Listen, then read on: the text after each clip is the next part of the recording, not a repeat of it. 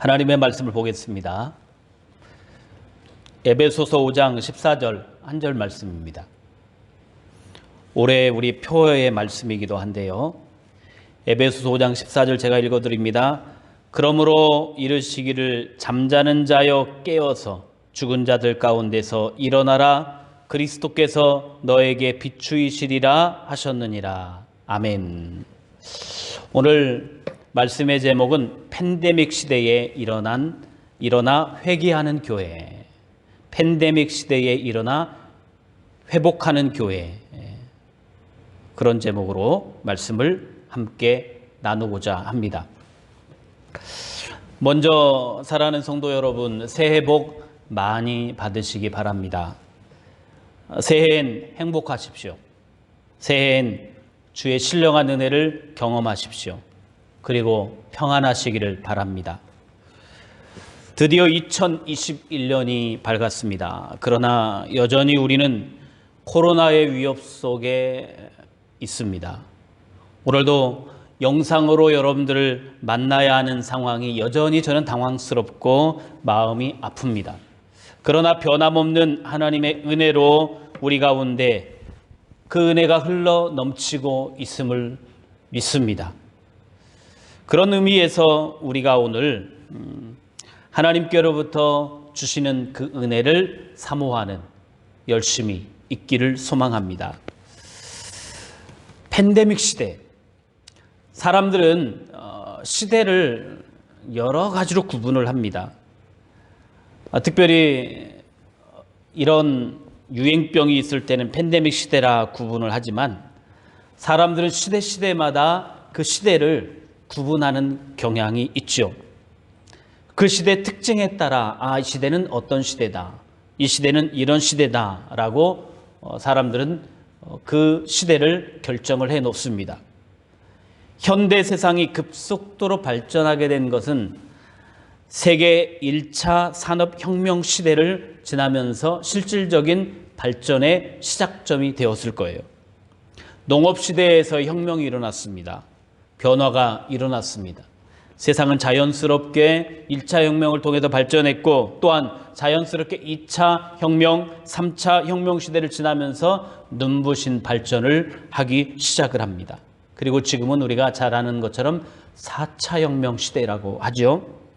AI, 사물 인터넷, 자율주행 차량, 그리고 앞으로 이제 로봇 시대, 현실과 가상을 넘나드는 그런 시대 흐름 속에 우리는 지금 있는 것이죠.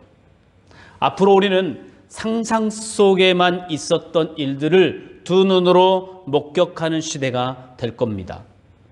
불과 우리나라가 30년 전만 해도 핸드폰 사용이나 컴퓨터, 인터넷 사용, 개인 자가용 시대를 꿈꾸지 못했던 시대였어요. 그러나 30년 만에 이 시대는 놀라운 변화를 경험하게 됩니다. 세상이 변해도 너무 변했죠. 사람들은 눈부신 과학의 발전에 찬사를 보내고 있습니다. 이제 인공지능의 시대가 더 발전하게 되면 사람의 뇌에다가 메모리 칩을 이식합니다. 이제 학교에서 공부하지 않아도 되는 시대가 온다는 말이에요. 머릿속에 그러나 모든 지식이 이식됩니다. 앞으로 이런 시대가 될 거라는 것, 전문가들 사이에서는 충분히 예상이 가능한 시대다. 그렇게 알려져 있습니다. 지금 아이들이 공부를 하잖아요. 지금 아이들은 암기보다는 검색 능력을 배웁니다. 정보를 잘 검색해서 지식을 활용하는 능력이죠. 그러나 이제 이런 것도 필요치 않는 시대가 곧 될 겁니다. 머릿속에 지식이 옮겨져요. 자동적으로 인류가 똑똑한 사람들이 되는 놀라운 시대가 됩니다. 이제 여러분들은 엄청난 변화의 현장을 목격하는 사람들이 많이 있을 거예요. 그러나 세상은 이렇게 눈부시게 발전돼 가는데 세상은 영적으로 볼 때에 어둠의 시대에 돌입합니다. 여러분들은 이런 시대가 좋은가요? 아니면 두렵습니까? 어떤 이는 걱정하는 이들도 많습니다. 앞으로의 변화에 대한 속도에 대한 혹시 내가 너무 늦어서 도태되지는 않을까, 소외되지는 않을까 하는 걱정을 하는 사람들이 있습니다. 나이가 들어가는 세대일수록 그럴 가망성이 불행히도 많습니다. 예전에는 문맹 그리고 컴맹이라는 말이 있었죠. 이제는 모든 현실 속에 사물 인터넷이 움직이는데 이런 정보와 기술력에 소외되는 그룹들이 반드시 나올 겁니다. 그래도 기술이 발전한다. 그런 측면에서는 사람들이 다 긍정적으로 해석을 합니다. 그러나 이 세상에는 어두운 시대도 많습니다. 특히 영적으로 볼 때 말이죠. 예수님 오시기 전 400년 전에 어두운 암흑기가 찾아옵니다. 소위 구약과 신약의 중간기의 역사, 암흑의 역사입니다. 여러분들이 예수님 시대도 어두웠지만 중세 시대도 굉장히 어두운 시대였습니다. 가톨릭의 교황의 타락 그리고 사제의 타락으로 어두운 암흑기가 중세 시대에 찾아왔었죠. 교회 타락, 권력과 손을 잡고 정치와 교권이 손잡는 무서운 그런 시대가 있었습니다. 여러분 혹시 중세 시대 카노사의 굴욕 사건이라고 하는 사건을 혹시 아십니까? 그 당시 교황은 그레고리 7세였고요. 당시 독일에 속해 있는 신성 로마 제국의 하인리 4세가 있었는데 성직을 수임하는, 임명하는 그 권세가 누구에게 있느냐. 이거 놓고 교황과 왕이 힘겨루기를 하는 때가 있었습니다. 그러다가 결국 황제가 교회 회의에서 교황권에 도전했다고 폐위당하게 됩니다. 이때가 아주 추운 겨울이었는데 교황 앞에 용서를 빌기 위해서 카노사라고 하는 곳에서 황제가 교황에게 무릎을 꿇는 사건이 있었습니다. 아주 추운 겨울 눈밭에 엎드린 하인리 4세의 굴욕적인 일이었죠. 그래서 이것을 카노사의 굴욕이다. 그렇게 역사는 기록하고 교회사도 그렇게 명명을 하고 있습니다. 이런 사건들이 일어남으로 인해서 그 계기가 되어 종교개혁이 이런 것들이 쌓여가면서 종교개혁의 시발점이 되었던 것이죠. 그런데 여러분 이런 시대만 어둠의 시대가 아니라 지금 더 어두운 시대가 있습니다. 최고의 과학적인 업적을 이루고 있는 우리의 시대, 영적으로 볼 때는 이 시대는요 하나님을 거부하는 시대입니다. 과학과 실험실에서 증명할 수 있는 것은 사람들이 받아들이고 믿어요. 그러나 보이지 않는 세계, 영적인 세계를 사람들은 믿으려고 하지 않습니다. 앞으로 이런 현상은 더 심각해질 것이다. 그렇게 사람들은 다 예측하고 있죠. 그래서 우리의 시대는 영적으로 볼 때 심각한 어둠의 시대입니다. 여러분 오늘날 텔레비전이나 이런 영화나 영상들을 보면은요, 좀비 영화, SF 영화들, 이런 영화들을 보면 다 영적 어두움의 일들을 잘 표현한 영화들이에요. 하나님의 나라를 부정하고 영적 세계를 부정합니다. 요즘 드라마는 과거, 현재를 넘나들면서 전생, 환생, 시간 여행 등의 드라마가 인기가 있습니다. 이런 드라마에서 미래를 예측하고 과거를 바라보는 능력자들이 나타나는데 이 사람들은 다 주술사들 그리고 12지 신들, 예전에 좌축인묘 신유술에 이런 것처럼 12지의 신들, 죽음을 관장하는 신들, 이런 신들이 등장해서 자연스럽게 사람들의 마음을 사로잡아 갑니다. 재미와 함께 영적인 세계에 대한 잘못된 사고, 잘못된 견해를 심어주는 거예요. 방송이 이런 역할을 정말 잘하고 있습니다. 우리는 이런 문화 속에 젖어 살게 되면은요, 자연스럽게 하나님의 존재를 잊고 살 수밖에 없어요. 그리고 하나님의 존재보다는 세상에서 어떤 초능력자들을 찾아다니면서 인생의 기륭화복을 묻게 되는 그런 사람들이 더 많이 생겨날 겁니다. 이런 문화를 자연스럽게 이용하는 젊은이들이나 이 세대 사람들, 참 우려할 일들인 건 확실한 것이죠. 이런 시대를 우리는 영적으로 어두움의 시대다라고 명명할 수 있습니다. 그런데 이런 어둠의 시대를 특징적인 사람의 모습으로 우리는 표현할 수 있는데요. 오늘 본문 말씀 속에 보니까 이 시대를 잠자는 시대, 죽은 자의 시대다 그렇게 표현하고 있어요.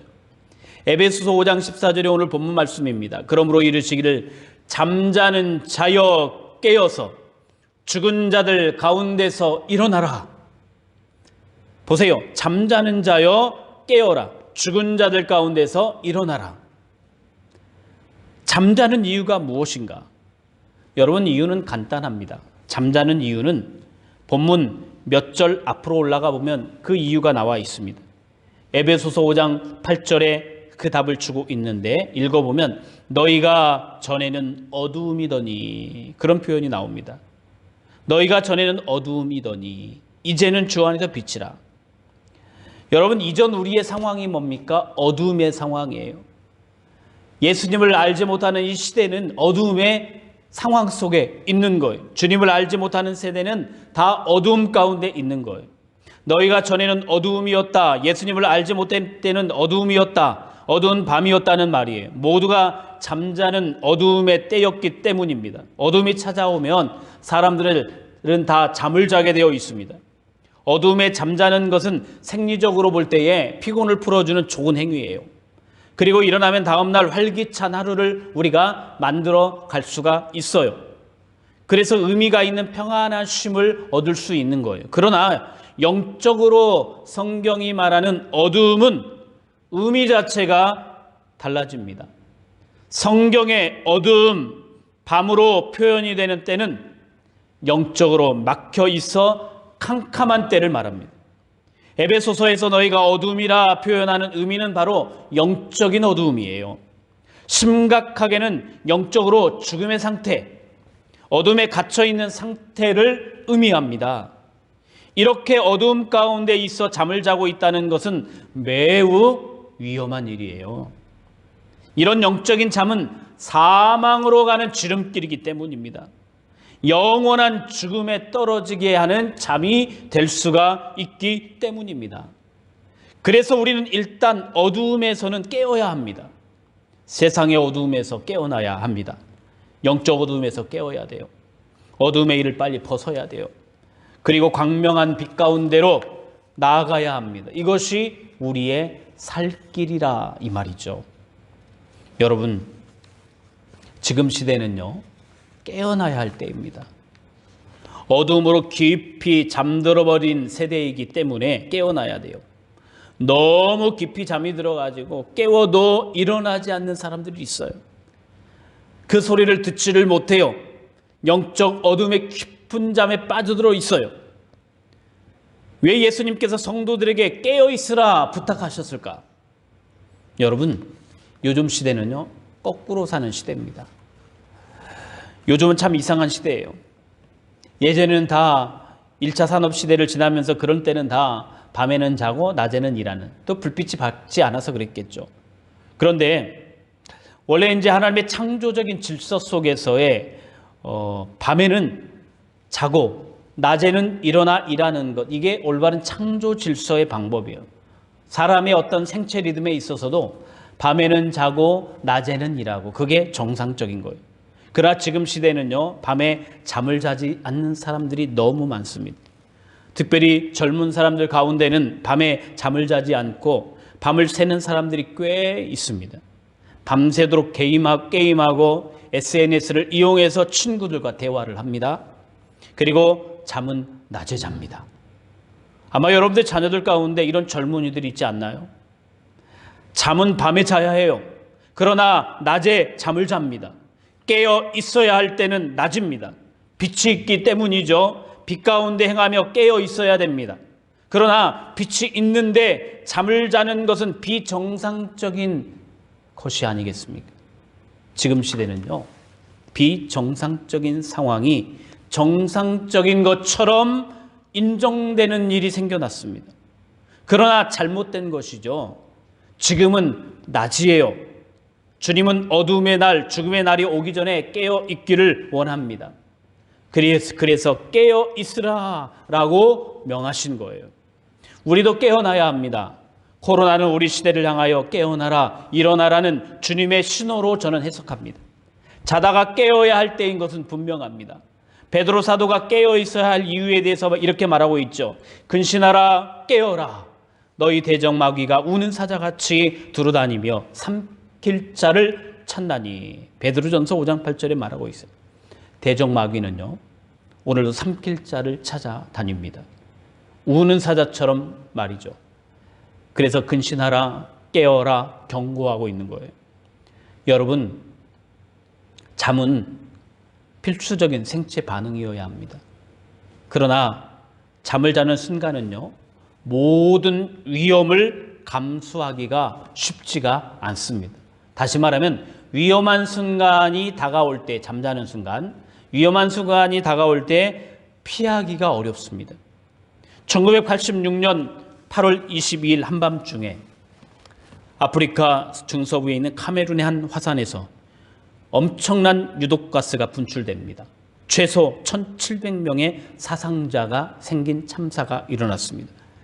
카메룬 북서부에 위치한 니오스호라고 하는 그 호수죠.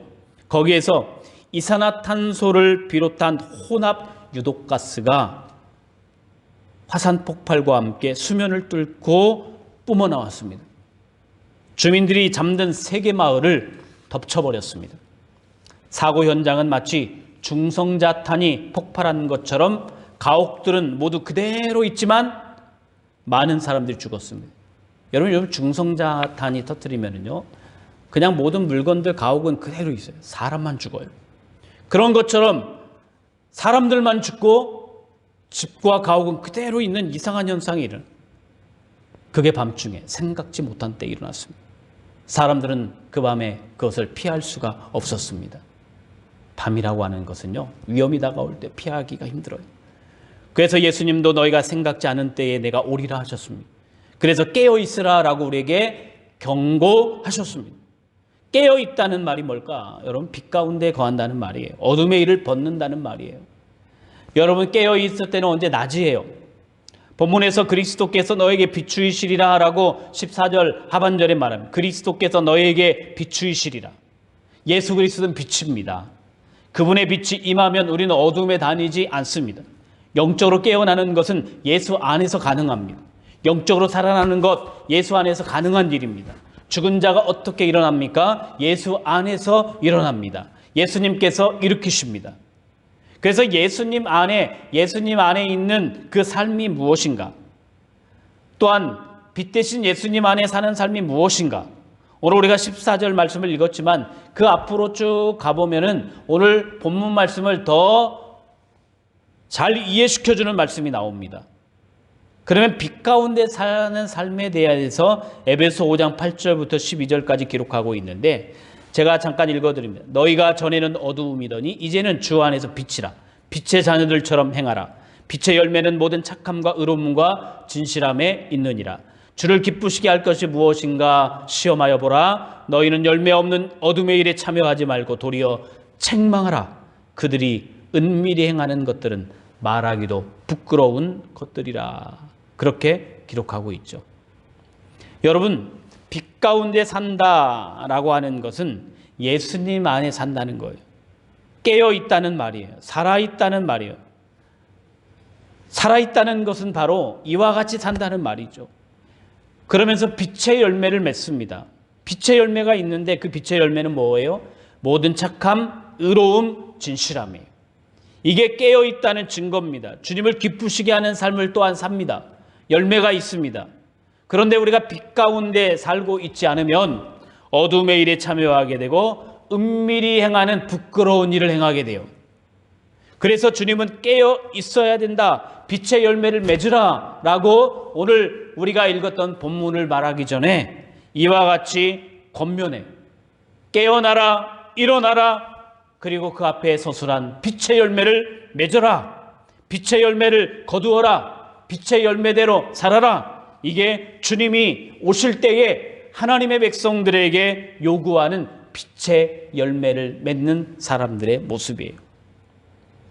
세상의 열매로서 성도의 빛을 드러내야 합니다. 깨어 있음을 이렇게 보여줘야 됩니다. 세상은 이것을 바라는데 성도들은 이렇게 살지 못하니까 세상이 성도들을 조롱하는 거예요. 여러분, 우리가 빛의 열매로 산다. 모든 착함과 의로움, 진실함이라고 했는데 간단하게 몇 가지 이야기를 하고 말씀을 이제 맺어가려고 합니다. 빛의 열매로 산다는 것. 그것은 선을 행하거나 또 의롭게 살거나 진실함으로 사는 거죠. 특별히 우리가 행할 수 있는 선행, 실천, 이게 굉장히 중요한 거예요. 예수님을 만난 사람들은요, 빛으로 살아갑니다. 1971년 파리에서 MSF라고 하는 한 기관이 설립됩니다. 정치, 종교, 국적을 초월한 7명의 의사나 간호사들이 회원으로 가입했습니다.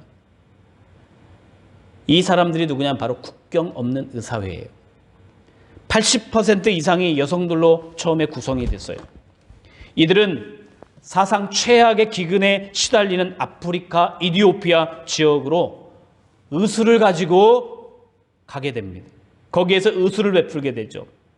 전쟁과 재난으로 도움을 호소하는, 도움을 필요로 하는 이런 곳으로 찾아가서 구원의 인수를 베풀어 줍니다.